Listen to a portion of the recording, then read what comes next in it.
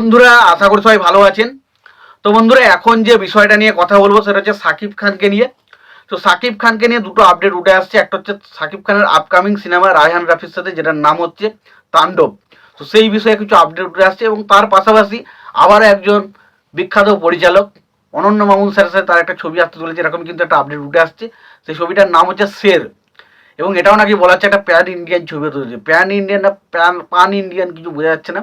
তো দেখা যাক, আলটিমেট সেটা বলেছে, আবারও বলেছে একটা প্যান ইন্ডিয়ান ছবি নিয়ে আসতে চলেছে মানে সাকিব খান। তো দেখা যাক সেটা হয় কিনা। তো এই দুটো বিষয় নিয়ে আপডেট এখন কথা বলবো। দেখুন, প্রথম যে আপডেটটা নিয়ে কথা বলবো সেটা ধরে রাখুন, এটা যদি ঠিকঠাক, যদি রায়হান রাফির কাছ থেকে না এটা হিউমার শুটে আসছে, যদি এটা সত্যি হয় তাহলে কিন্তু বিশাল কিছু হবে। যেটা শোনা যাচ্ছে সেটা হচ্ছে তাণ্ডব ছবিতে ভিলেনের ক্যারেক্টার হিসেবে কিন্তু আমিন খানকে আমরা দেখতে পেতে জানি। অনেকে হয়তো আমিন খানের নাম হয়তো জানেন কি জানেন না জানি না, এপার বাংলার মানুষজন হয়তো অনেকেই চেনেন না। বাট বলে রাখি, আমিন খান কিন্তু দারুণ অভিনেতা।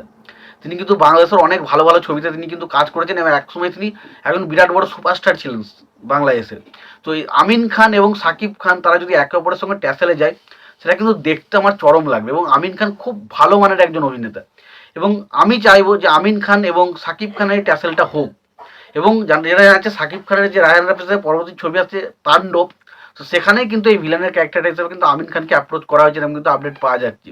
তো দেখা যাক এটার মধ্যে কতটা সত্যতা বা কতটা মিথ্যা রয়েছে আমি জানি না, বাট বিভিন্ন জায়গা থেকে এরকম কিন্তু আপডেট উঠে আসছে। সো সেটাই আমরা জানানোর চেষ্টা করলাম। তো এটুকু বলতে পারি, যদি আমিন খান এবং সাকিব খান হয়ে যায় না, সেটা জমে যাবে একটা।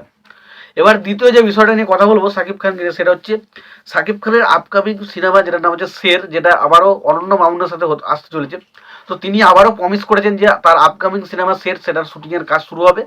এবং তার পাশাপাশি তিনি এটাও বলেছেন এই ছবিটাও তিনি প্যান ইন্ডিয়া রিলিজ করবেন। তো এবার দেখুন, বিষয় হচ্ছে এটাই যে তার আগে দরদ ছবিতে তার প্রতি আমাদের প্রচণ্ড আস্থা ছিল, প্রচণ্ড ভালোবাসা ছিল। বাট তারপর তিনি দরদ নিয়ে যেভাবে যা করেছেন, এখনো পর্যন্ত ইন্ডিয়াতে দরদ ছবিটা আমাদের রিলিজ হয়নি। এবং তারপর তো দেখতে পেয়েছি ছবির বিভিন্ন রকম মানুষের কাছ থেকে শুনেছি ছবির আউটপুট ভালো নয়, নয় ভালো নয়। কিন্তু তার আগে থেকে অনেক রকম অনেক বক্তব্য তিনি রেখেছিলেন। এমনভাবে প্রমোশন করেছেন, একদিনে 3টে গান দিচ্ছেন, একদিনে রিলিজের আগের দিন টেলার দিচ্ছেন, টিজার দিচ্ছেন। তো এরকম কেস।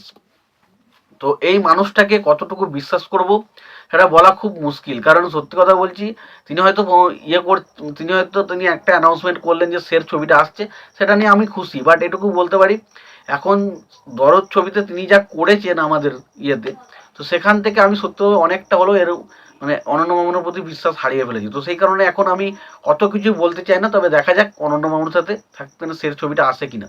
তো এলে তো আমি অবশ্যই খুশি হব। তো তোমাদের এই দুটো আপডেট নিয়ে তোমরা কতটা কি এক্সাইটেড অবশ্যই জানিও। তোমাদের যদি ভিডিওটি ভালো লেগে থাকে লাইক কমেন্ট শেয়ার করে দিও। চ্যানেলটা নতুন হয়ে থাকলে অবশ্যই তোমরা চ্যানেলটা সাবস্ক্রাইব করে নিয়ে পাশে বেল আইকনটা অবশ্যই প্রেস করে দিও। ভালো থেকো, সুস্থ থেকো, দেখাচ্ছ পরে ভিডিওতে।